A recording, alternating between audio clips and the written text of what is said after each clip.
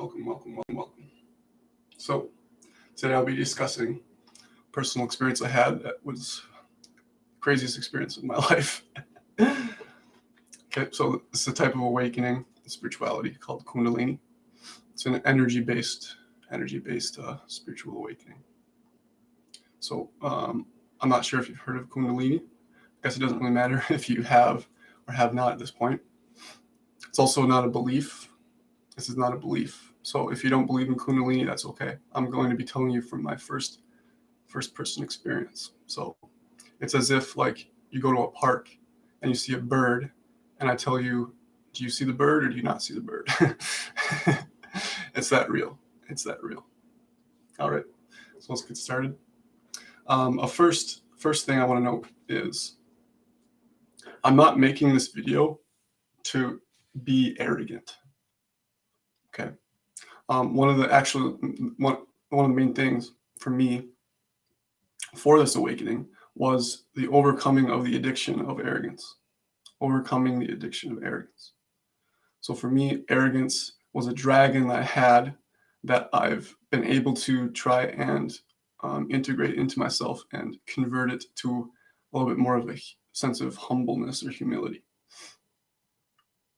So I'll be talking about my experience before the initial months leading up to my awakening, and then the week after, because it happened exactly just over a week ago.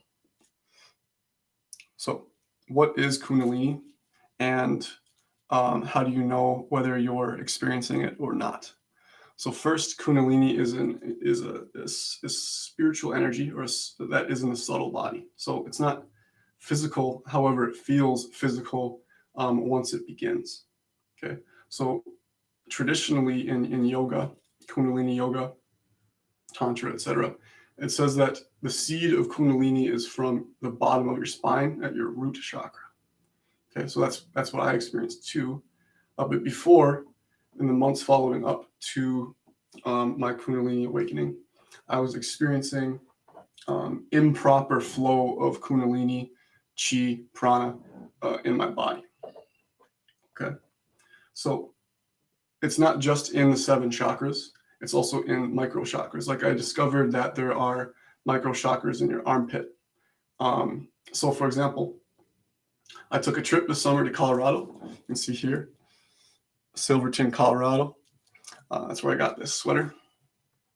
And on my trip there, like for example, if I was driving in the mountains, I would find my arm like moving, and my arm would do like mudras, my hands kind of like this, and then also my eyes, for example, would kind of move like this. My jaw would like move, which would make my lips move and stuff like this. So before my Kundalini awakening, my face was like all kind of scrunched up. But the months leading up to it, I was able to loosen up my jaw. Now you can see my face is quite symmetrical.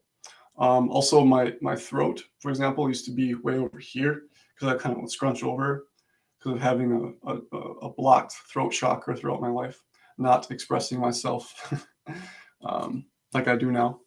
Well, basically kind of holding fear here. So luckily with this channel, I'm learning how to, express myself. Okay. So the goal with beginning to feel your Kundalini is to have proper flow of chi, shakti, prana. These are all similar energies. So I mentioned the kriyas. So these are kriyas. I can type this in the chat, but it's KRIYA. Kriyas. So kriyas are spontaneous body movements like this. Okay, you might like have movements like that in the head, or just moving back and forth, things like this. You might have it in your legs. You feel a lot in your fingers and toes as well, just like that restlessness. I would call it, if your Kundalini is being stuck, it feels like restlessness.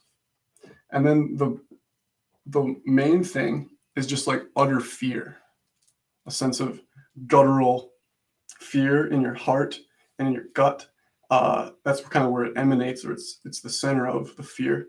But that wants to get flushed out, and it usually gets flushed out from like your arms and hands, like your fingers, and then your toes, then the top of your head, but also your heart chakra as well, from my experience. Those are just a couple of different places. So when Kundalini begins to flow nicely, Chi, Kundalini, I actually don't know the difference in theory. I just experience it as very similar energies. It converts your body from like stuckness, fear, and like it's just, yeah, it's the unhealthy toxins in your body get stuck, and the toxins could be bad emotions, unhealthy food. See, all of these things like emotions, your body, your soul, your mind, these are all connected. So don't try and like say, oh, my mind was thinking this, my body was feeling that. It's all the same thing. Like, because if you're having an unhealthy thought, that's also connected to somewhere in your chakra system as well. So where, like, if you feel a stuckness, say in your upper belly, that might lead to like a fear thought, for example, a fear thought. Okay. So what happens when it starts to flow nicely is that it literally turns your body into silence. And I'm not joking. Stillness, like, just imagine we live in a universe that seems to be moving, correct? Everything seems to be moving. But it's actually, the movement is coming out of absolute stillness, absolute silence. Okay, so if you've ever been out in nature by yourself in the woods, you hear like a really soft hum, right? That's what the sound or the universe is made of, is stillness and silence, also known as Shiva. So it's like converting your body into into alignment with Shiva, your entire spine with the Kundalini awakening. All right. Next, so to have a proper flow in your body of Kundalini, you need to get over all addictions. So for me, it started with getting rid of caffeine. That was the first one. That happened to me in April of this year. Sorry. Yes, April of this year, I would say. Whenever COVID began, March. Got rid of my addiction to caffeine completely. Got rid of my desire to drink any sort of alcohol. I still like might have a half a glass of wine here and there, but my body does not take alcohol well at all. I couldn't even, I tried to have a beer on Saturday night here, could not finish even one beer, and it didn't taste very good. So then the last one for me was cannabis, marijuana. On my trip in Colorado, obviously it's legal, so I would have cannabis throughout my trip, and I think I had built up an addiction to it. But when I came back here to Minnesota, this would have been in mid-August of this year,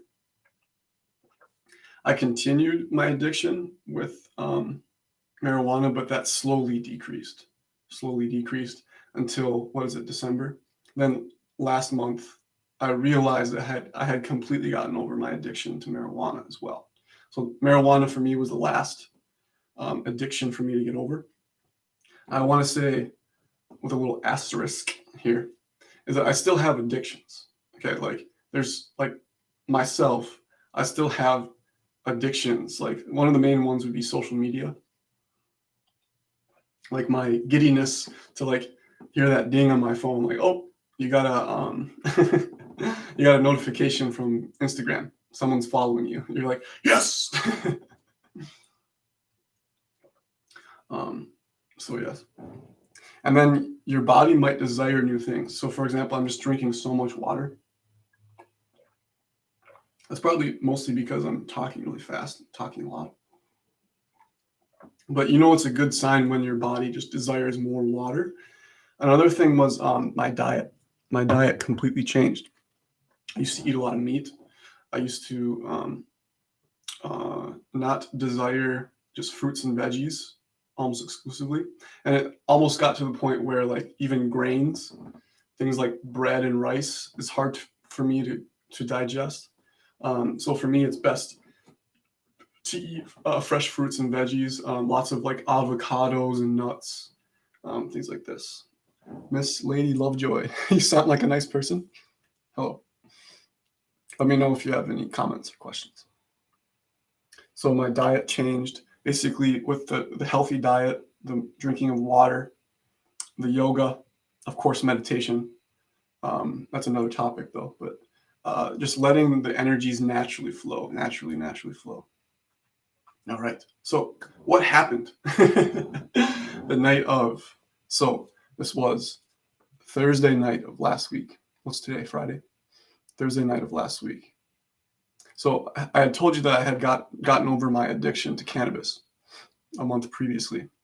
But all of a sudden I had this urge like, oh, I want to try it. I want to try it. I know I'm not addicted to it, but I want to see what happens. I don't really know why I had the inclination to do it. So I just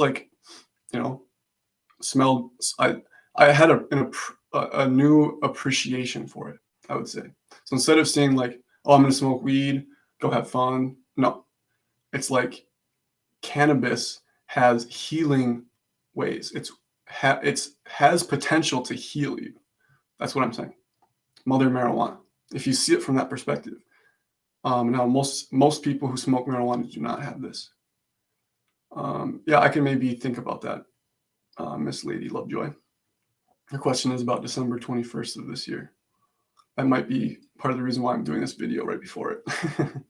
Anyways, so I found it like a brand new appreciation for it. Because I knew, like, I've always been a Bob Marley fan. I knew that marijuana has the potential to heal people. So I just decided to smoke a little bit. I had a little bowl, went outside, looked at the stars. It just really put me in this zone. My third eye completely cleared. I could just see the stillness of light. Right here in my third eye, I can see it now. Then, I don't know, I just started shivering like crazy. I don't know if it's because it's cold here in Minnesota, obviously, but like I had never experienced such shivering. Well, part of it is when I was doing the yoga and eating less, my whole body has been readjusted. My whole body, even all the way to my abdomen. So like when I was shivering, I'm not really sure why I was shivering, but I think it was my body was continuing to readjust, even though I didn't feel cold. So I just like laid down on my couch here. And this is where I started to know something big was going to happen. Something big was happening. I did not know what it was. Obviously, I was aware of Kundalini awakening. I did not know how close I was. I was quite surprised. I'll talk about that. But the next day, waking up, I was very surprised when it happened. But I was like, yeah, something major is happening. I didn't know if I was like crazy high. I knew I wasn't crazy high because, again, I just had I had like 3 puffs of a small bowl of cannabis. So I was like laying down and like looking up on my ceiling and shivering, and everything had just like gone quiet and still. So I just kind of laid there for a while. And then I had this great desire to go into my room. At this point, it was like 10 p.m. and my body started doing its own yoga. Like I could feel parts of my body that needed to be stretched out. So for me, my right hip has been tight my whole life. And I realized it was because I never stretched. I played a lot of sports growing up. My mouth is already dry again. Played a lot of sports growing up. Have always been in tune like with moving my body and things like this. But never stretched, unfortunately. So I've never been flexible. Even though I do a lot of yoga, I'm still not that flexible. So I found myself stretching my right hip, and a lot of that was from doing a lot of driving. So if you notice, here's a little reflection. This isn't necessarily a tip for you, but being aware of your body while you drive. Also, when you sit in front of a computer, I find myself like I can no longer sit in front of a computer for more than an hour. My body just like needs the prana to flow through it. So a lot of people, like if you're sitting at work with your arm up like this and just click, click, click, click, click, click, okay, that's bad for your right shoulder, terrible.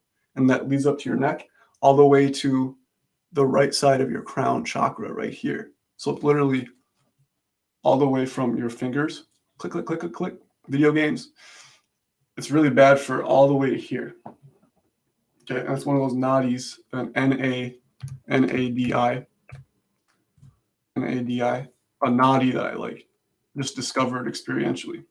Another one that I discovered was, okay, put attention to your left toe.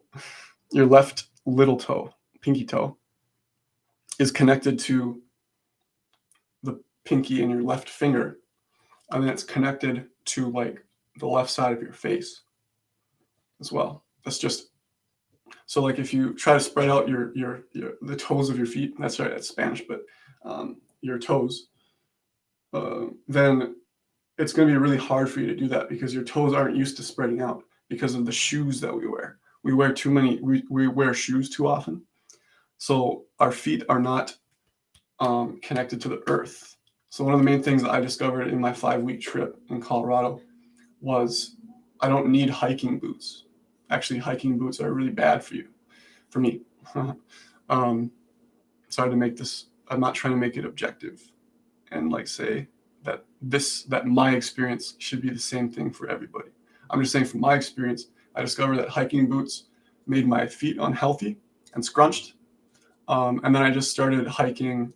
The last week of my trip, I would hike for like 10 miles in the mountains with just my Birkenstocks, my plastic Birkenstocks, with some socks.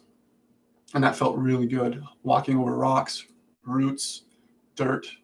That seemed the most healthy. So my feet were already making a connection to the earth because you have a chakra in the middle of your feet. Those are chakras in the middle of both of your feet, and they go up all the way into your solar plexus, right here, your solar plexus, third chakra. Okay, I'm just telling you this from experience, not from theory. Okay, next. So I was doing yoga in my room spontaneously, and then I felt this urge to do an arm mudra. I was looking this up on the internet. I could not find it. So here's the mudra that I had a great desire to do. So part of it was the tightness I've had from my fingers on my right arm all the way to the top of my head on the right side of my skull, okay, from doing too much computer. So then that needed to get stretched out, right? So then I found myself doing this. Okay, so if you look at the thumbnail in this video, now if someone knows the name of this asana or mudra, please tell me. Okay, it's like this, and then you kind of lift your eyebrows, and this allows the Kundalini to begin to rise, this asana. So I just kind of do. So I was already like sitting cross-legged because I had stretched. I don't know how long any of this took. I was like completely unaware of time. I think this whole process took like 3 hours, but I don't know. Anyways. So when I was doing that mudra, now I started to have these, I would say, visions in my third eye. So even deeper into the brain. So when I become aware of my third eye, my eyes just naturally lift up, and my awareness kind of backs like this into like in between your temples, or kind of this area in between here. And it really slows down the mind. Now, what I began to saw was a white light. That's the first thing I saw, a white light.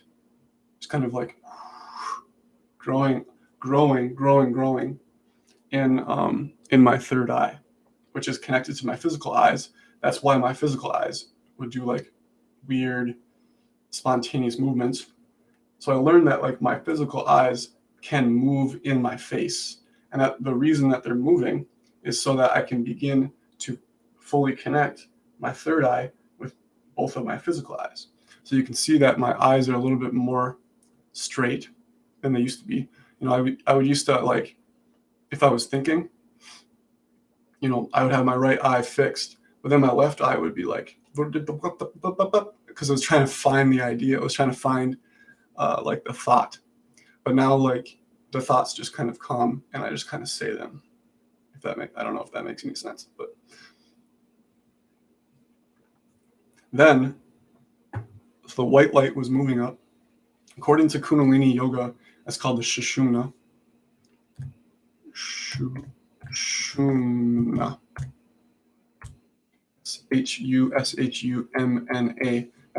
That's your spine, the Sushumna. And then the Ida and the Pingala, according to Kundalini yoga, is the spiraling serpents. So there's two serpents. This might sound crazy to some of you. That's okay. I'm just saying that I experienced this. So what am I supposed to say? So anyways, I started to see those rise in a helix, like DNA, for example, right? It's in a helix, but it's two of them.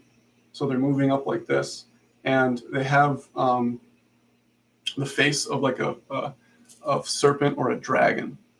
Okay. So for example, I was able to see my arrogance dragon before, and that was in the shape of a dragon. Now, but when you are able to harness that energy, it's just energy. But when you're able to like be aware of it,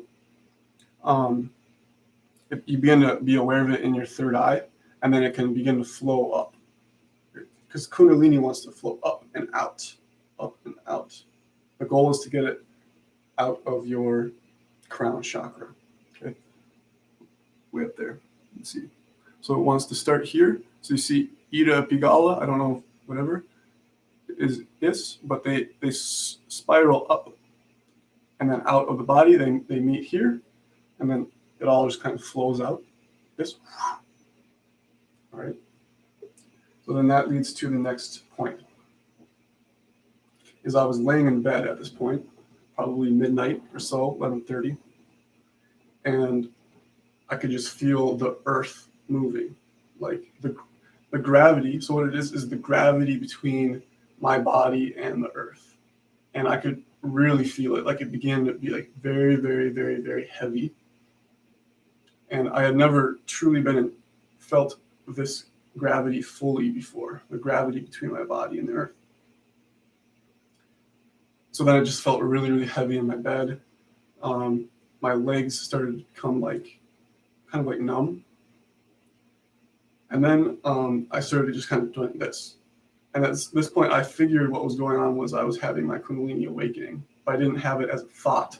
It was just like, whoa, wow, wow, wow, wow, wow, whoa, whoa, whoa. And so it just kind of go up, kind of, spine by spine. I don't know what the points in your spine are called right now. Your spinal columns, maybe. It was going up little bit by little bit. And so I would put my hands back there and just kind of like smooth it out because it was trying to come up my spine, right? But the whole time I was like, because it takes complete control of your body.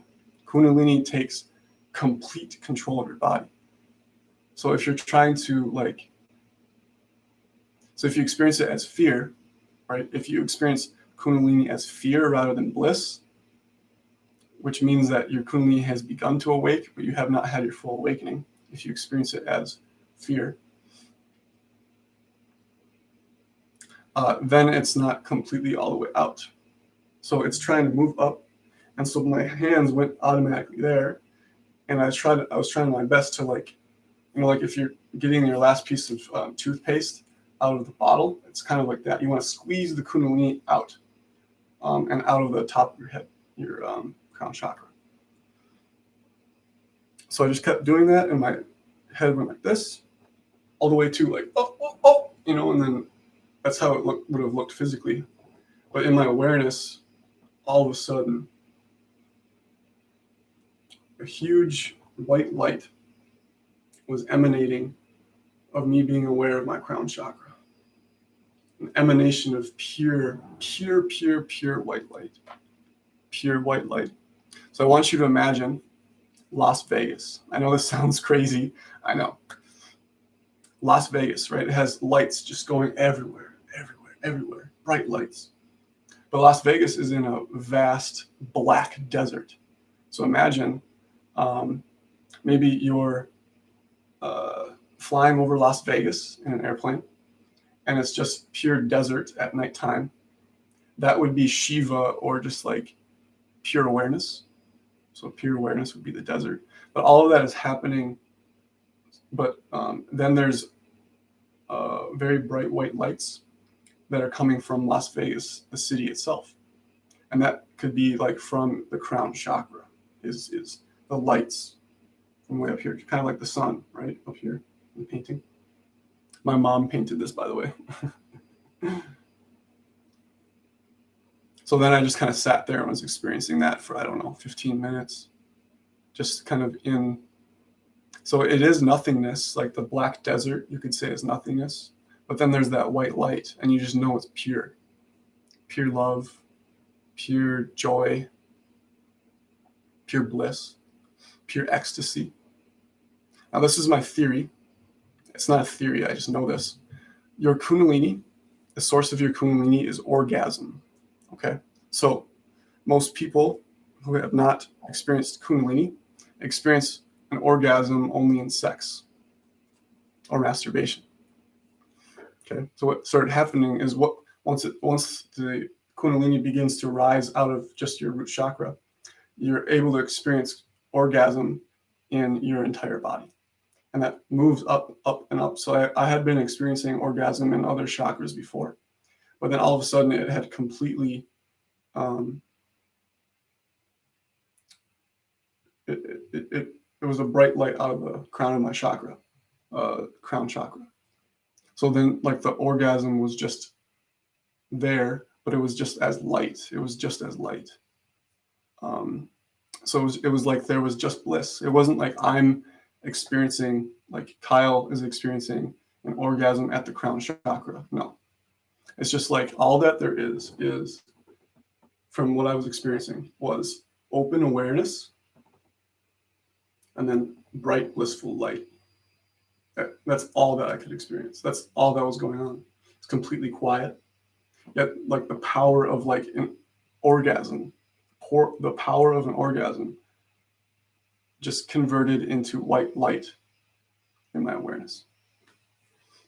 So that's when I knew, okay, I wasn't using my mind at that moment, but there was a knowing, I would say with a capital K, just a knowing, a gnosis with a G, Gnosis. It would be like spiritual knowledge. Miss Lady Lovejoy, I'll answer your question in a second. So it's just a knowing that that's what happened. It's just, I know it. I don't have to prove it to anybody. I don't have to prove to you that 1 + 1 is 2. I don't have to prove that. You just know it. That's the same with Kundalini. You just know it. And so I'll talk about what happened the next morning. But I basically probably fell asleep 15, 30 minutes later.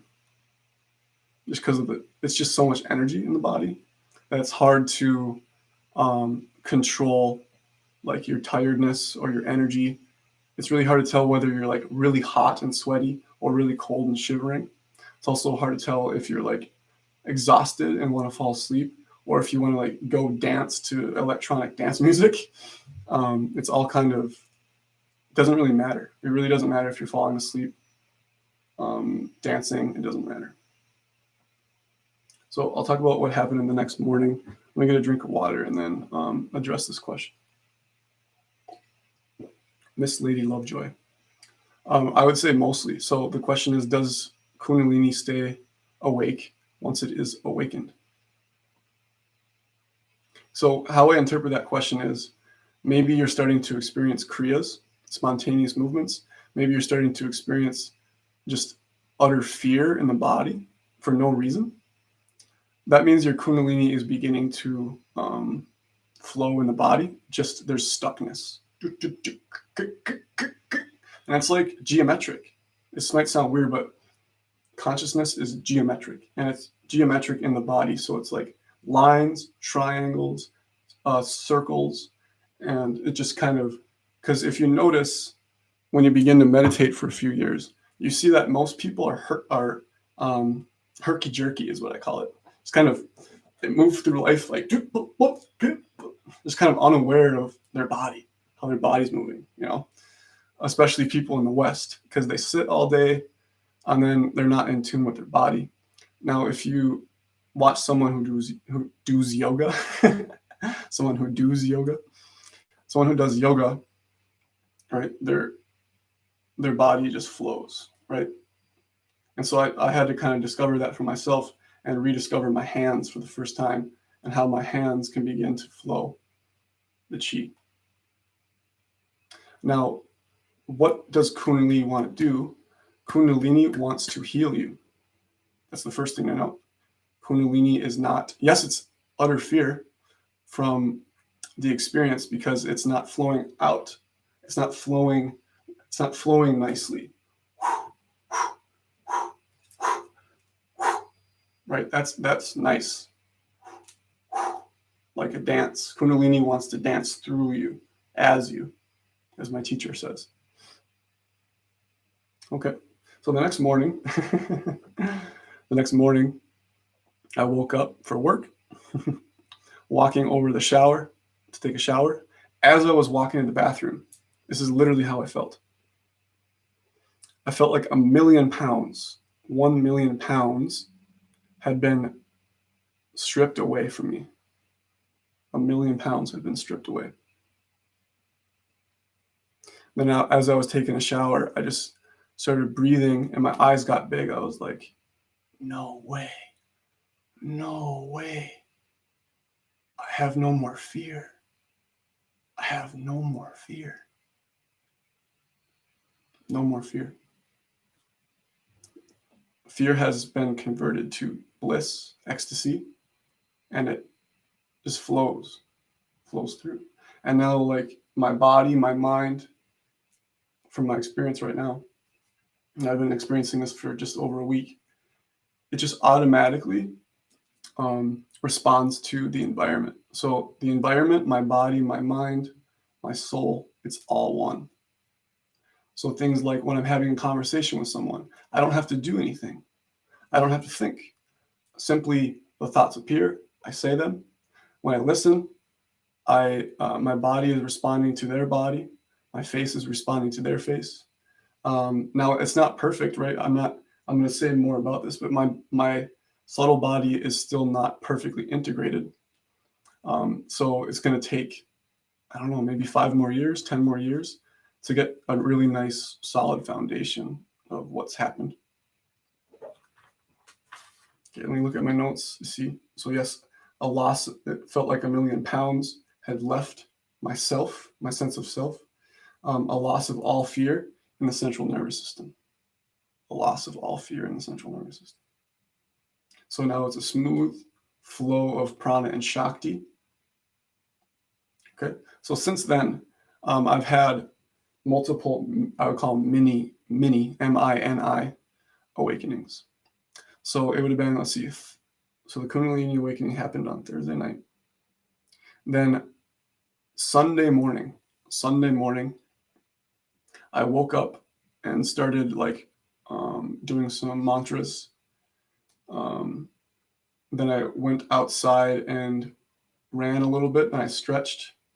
And then I meditated with my shirt off and a lot of heat was just leaving. And I just breathing really heavily with my eyes got really big.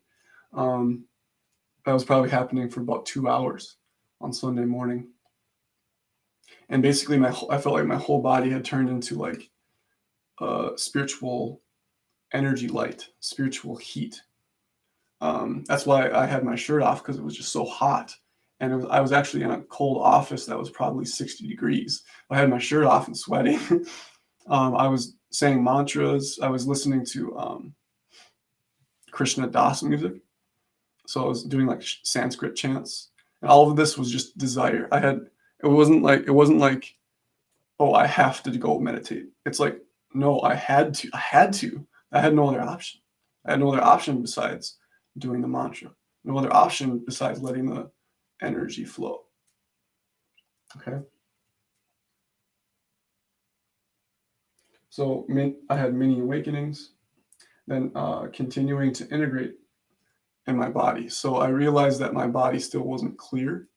I still noticed that, especially I think for most people, it's going to be once their Kundalini awakens fully, they're going to need to integrate in their heart chakras and lower. For me, it's actually even. I have to integrate evenly on all chakras. That's just my own case, for multiple reasons, but I don't need to get into that. But so now it's just integration. It's enjoyment. It's love. It's bliss. From what I understand, the bliss won't stay forever. The sort of bliss I'm experiencing now, it's going to integrate and become just like my normal everyday experience, just like normal. That might take 6 months, might take a year. So what I'm trying to do is I'm trying to like ground the huge energy. I'm trying to ground it. So for me, I'm trying to ground it into my sacral chakra here, the second chakra. So right below your belly button. I'm trying to like be aware of that area and really integrate there. So it seems like when I'm putting my awareness here to the second chakra, really like absolutely still. It just seems absolutely quiet and still. And the energy doesn't feel like it's my energy. It just feels like it's the environment's energy, I would say. So what does this mean? What does this mean? Well, I think you could say one of the purposes of life is to experience Kundalini awakening, right? Because fear holds us back from experiencing what is actually true. That's number one. Number two is you might begin to experience conscious superpowers. Those are known as cities. SIDDHI. Yes, cities. So you might begin to develop like intuitive superpowers, or what people would call superpowers. But then I realized, oh, they're not necessarily super. They're just like really smooth. Everything's just really, really smooth. The next thing would be my relationships. Your relationships just become so natural, and then just like your relationships, you can see it just lead to love.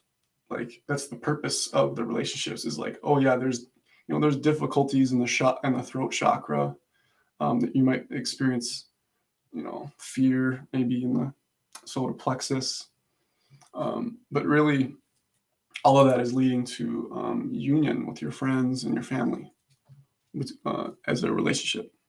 But it's in the oneness. It's all happening in the oneness. Now, what's the other thing?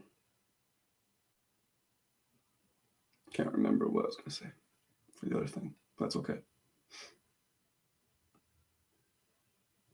So if there's not any more questions, that's what I have for today. So the Kundalini awakening, you could say, is something that you could desire.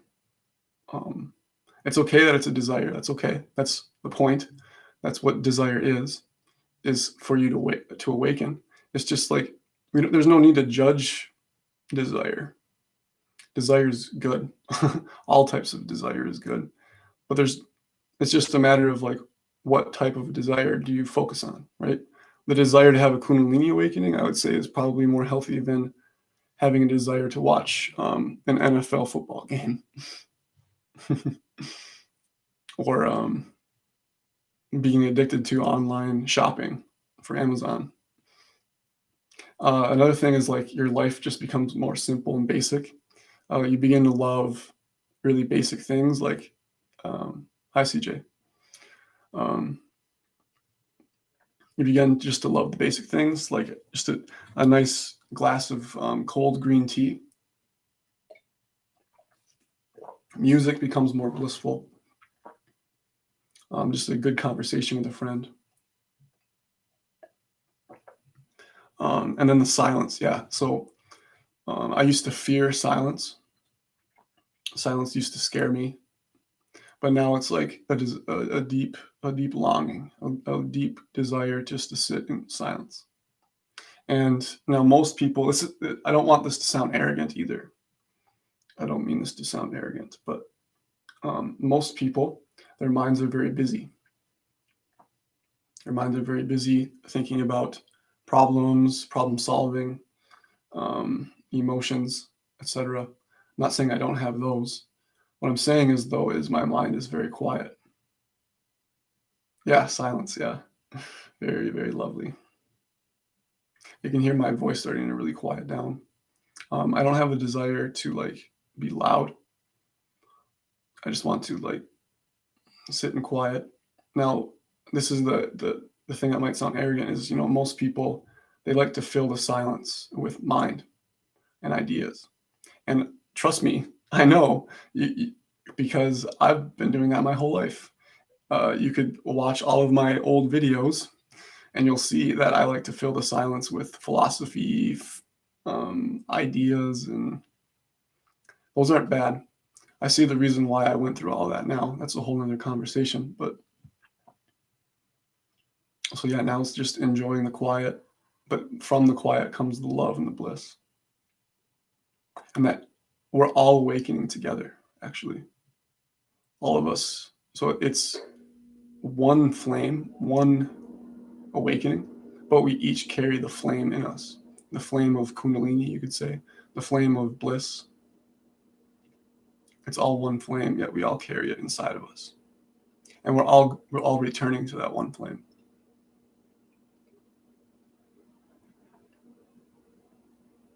So, thanks for listening. See you next time. Bye-bye.